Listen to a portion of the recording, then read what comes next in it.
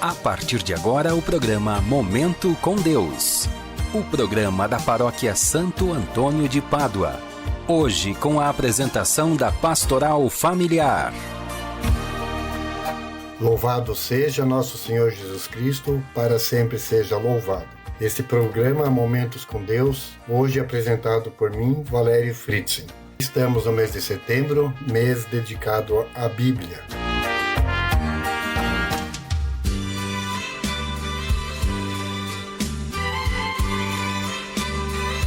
Esse destaque dado à Palavra de Deus nesse mês acontece no Brasil desde 1971. Na verdade, a Bíblia passou a ocupar um espaço privilegiado na família, na catequese, nos grupos de reflexão e na vida do povo a partir do Concílio Ecumênico Vaticano II. A Bíblia, a Palavra de Deus, revela ao povo, nela encontramos a história de Deus que manifesta seu imenso amor. Deus faz uma caminhada como seu povo, especialmente proporcionando a valorização da vida, indicando caminhos para que a vida realmente aconteça para todos. A palavra de Deus é sempre atual. Ela está presente nas realidades de cada tempo. Atualmente, percebe-se a necessidade de maior conhecimento e vivência da palavra de Deus, considerando que a humanidade está sendo atraída pelo materialismo, pelo hedonismo, pelo individualismo e pelo egoísmo. Na busca do bem-estar material, passa-se muitas vezes a desconsiderar o valor da dignidade humana, promovendo as injustiças, as falsidades, as mentiras, a escravidão e a desvalorização da vida. Deus sempre se manifestou contrário a tudo isso, e pediu que todos escutassem a sua palavra, que liberta e promove a vida. A cada ano, por ocasião do mês da Bíblia, a Conferência Nacional dos Bispos do Brasil propõe um tema e um lema, como referência para o estudo e a meditação da palavra de Deus. O tema para esse ano, de 2024, do livro de Ezequiel, que diz: "Porei em vós meu espírito e viverei." Essa carta, acentuada que a partir do batismo, todos somos filhos de Deus em unidade. A proposta da leitura e meditação da carta aos Efésios, a Ezequiel, quer ser um auxílio na superação da contradição de diversões, das polarizações presentes na sociedade atual.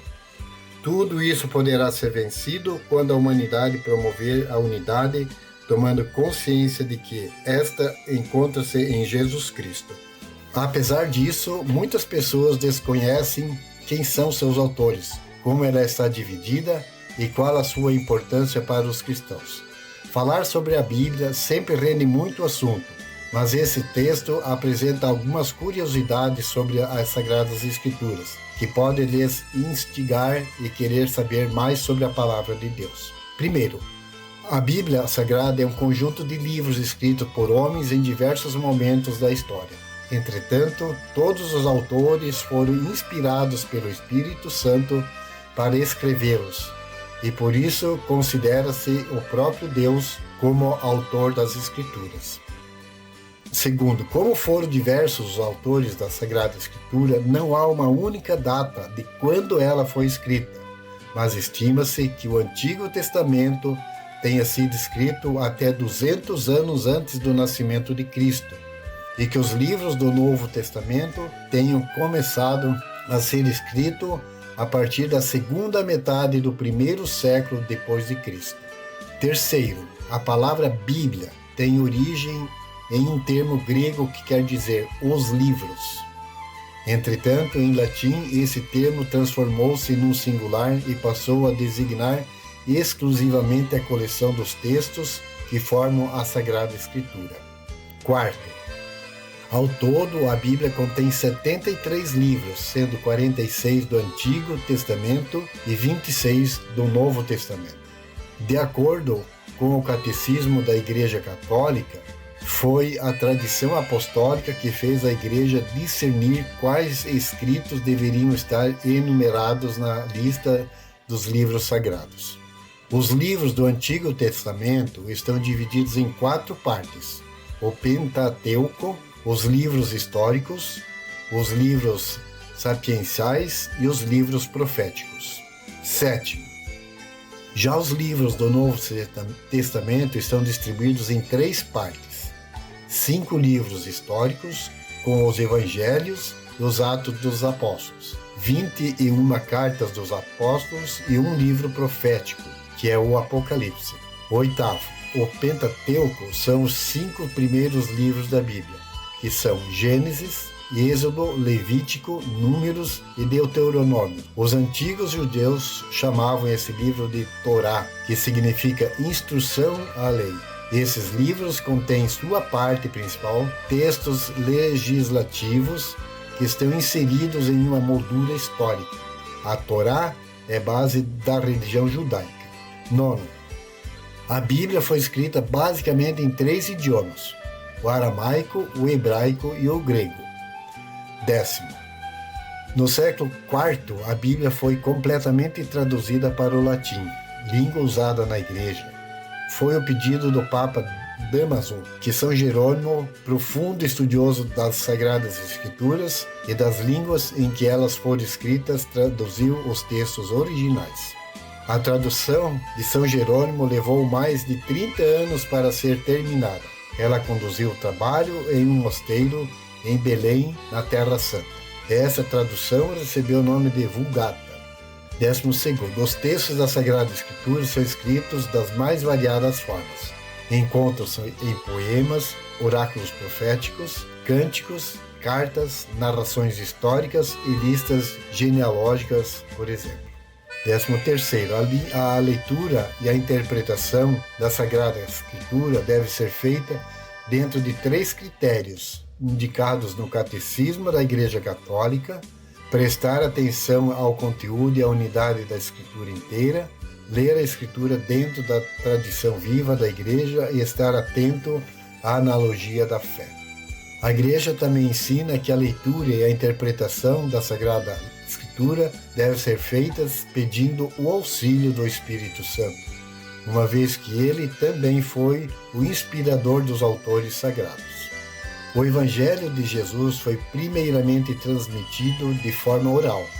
Somente anos depois da paixão, de morte e ressurreição, a ascensão do Senhor, surgiram os primeiros escritos, que foram Mateus, Marcos e Lucas. Tem uma narrativa bem semelhante, mas com traços peculiares a cada um. Já João, que foi o último a escrever o seu relato, trouxe não somente os feitos de Jesus, mas imprimiu um pouco mais da personalidade de Jesus e como ele agia como aquele que tinha fé. Tudo isso fruto da relação muito próxima que João teve com Jesus. A liturgia tem a Sagrada Escritura grande fonte de inspiração. A partir dos textos sagrados se encontra sentido nos gestos e ritos das celebrações, além deles estarem presentes em toda a liturgia, com os trechos extraídos ou inspirados na palavra do Senhor. A Bíblia foi a primeira grande obra impressa usando a técnica da tipografia inventada por Johannes Gutenberg, na Alemanha, no século XV. Essa técnica, chamada de imprensa, revolucionou a humanidade e ainda é utilizada nos dias de hoje.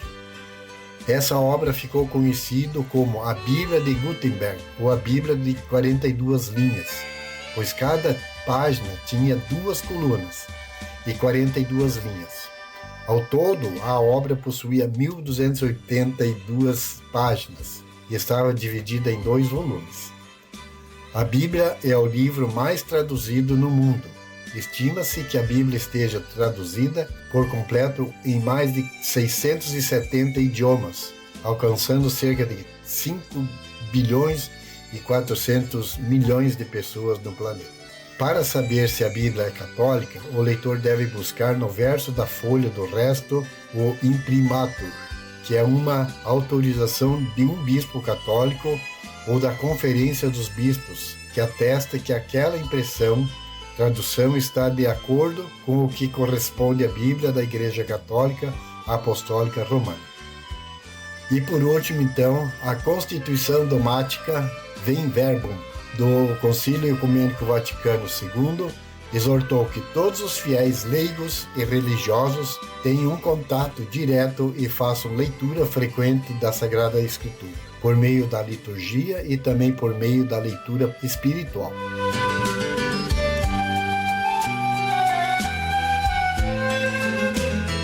E assim então encerro essa mensagem e desejo a todos um bom final de semana e um bom dia a todos. Abraço a todos. Em nome do Pai, do Filho e do Espírito Santo. Amém.